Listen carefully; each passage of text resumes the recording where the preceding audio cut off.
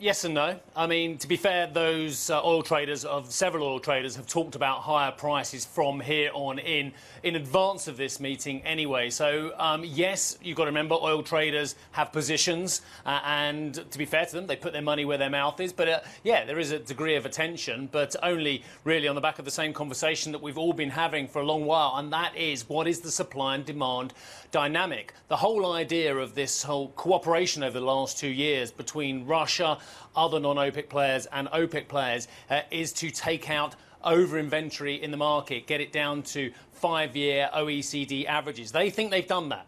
They think the market is in balance. So that's a big tick for them as far as they're concerned. They got the price up, they stabilised the price, but now the question is where we go next. And at 80.34, up 2% today, people are concerned that we are on an upward trajectory, having broken that $80 a barrel on Brent price as well. Because coming up in the final quarter of the year, there are some enormous issues, including the fact that the Iranian oil, ostensibly, could be taken off the market, i.e. the exports of that Iranian oil. And it's already started coming off a little bit. Various estimates saying 30–40% of it has come off because buyers are balking at buying ahead of those November 4th sanctions going into full force from the United States. So there's big questions remaining about the forward-looking price, perhaps not as far as the 2040 outlook that Karen's looking at as well, but certainly in the short to medium term, real concerns and palpable concerns really about whether the supply can be put onto the market by other players if Iran oil goes off the market. Big questions, that one as well. But I did speak to KHALID Al-FALIH, the Saudi oil minister, about those Iranian concerns. The Iranians are very upset. They think the JMMC is taking more predominance now than the full OPEC meeting, over which apparently you have to have unanimity to get a decision. But the Iranians, many are saying, are powerless to fight against the flow that is coming from other players as well. So I spoke to KHALID Al-FALIH and I said, look, have you actually spoken to the Iranians about their concerns? We'll listen in. I think, first of all, we're going to assess the market and where we are. And as we all know, we have achieved pretty much the objectives that we set out in 2016 to achieve. Markets are relatively balanced. Supply and demand are in line. Inventories are where we targeted them to be. And we're looking beyond the current agreement now to 2019. We also are concerned about the global economy like everybody else. There are trade tensions, there are emerging market pressures on their currencies, and we have to look at demand.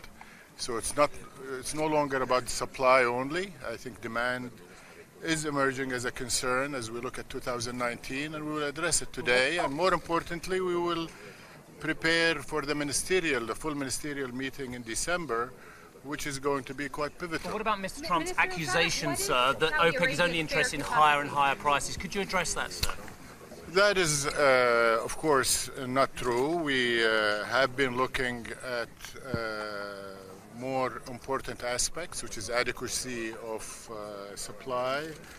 I think member countries, for example, over the last 3 months, since June, have responded in a very good way and have opened the taps and provided a lot of supply to offset decreases in Iran, decreases in Venezuela, decreases in Mexico, and markets are quite balanced today. There is plenty of supply to meet any customer that needs it.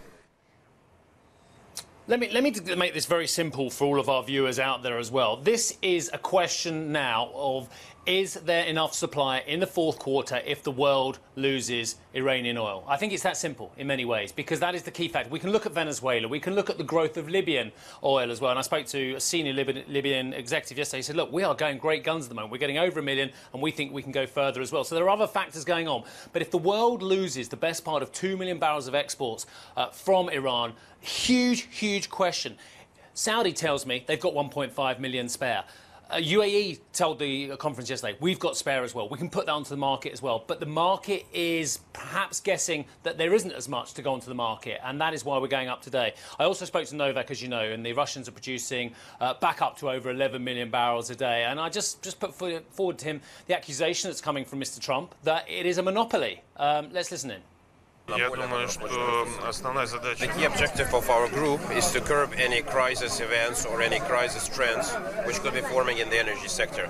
And the agreements which we have achieved back in October 2016 have shown that we are on track to this, that we were successful in this, and thus I can say that our key objective is to achieve a balanced market and to give consumers and producers predictability. That was Alexander Novak speaking to me. I've just had another briefing over breakfast with one of the most senior people here. I can't tell you who it is. It was completely off the record as well. But I can tell you the question I just raised, that is the big question that he and others don't necessarily have the answer to, but they believe that is the key question. Karen, I know you're looking out for the further outlook as well, and I applaud you for reading the World Oil Outlook as well. I think maybe some of those questions, though, are for another day. But I believe you've got a question for me anyway.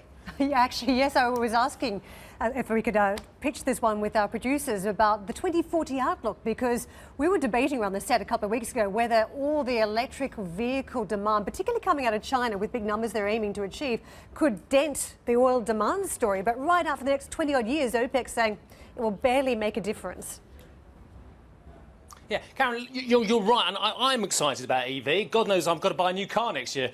Lucky me, because I've got a stinking old diesel which I drive into London at the moment, which apparently used to be a clean car. But anyway, let's move on. And the fact is that there are two trends going on here. You're absolutely right. The share of EV is going up from virtually nothing to possibly a double-digit figure by 2040. It could be 12, it could be 15% as well, depending on various estimates. But at the same time, Karen, the world population is going boom, and it's going boom in Asia, it's going boom in emerging, and it's going boom in China potentially as well, or certainly the driving age population as well. So you've got 9 billion plus people in 2040, 7 billion plus people now. Even if EV takes on a massive increase in market share, the total numbers of new vehicles and transportation needed on the world is going to dwarf that growth in EV. I hope that kind of makes sense. So yes, EV is a great positive trend for perhaps a cleaner world and for climate and what have you. But in the meantime, we're going to need transition fuels as well. And as I said earlier, no one's got an EV version of an Antonov transporter plane. No one's got an EV version of a VLCC at the moment, which is going to plough its way around the world's ocean through the Pacific as well. And until they do, EV is going to be a small part of global transportation, and that is a key part.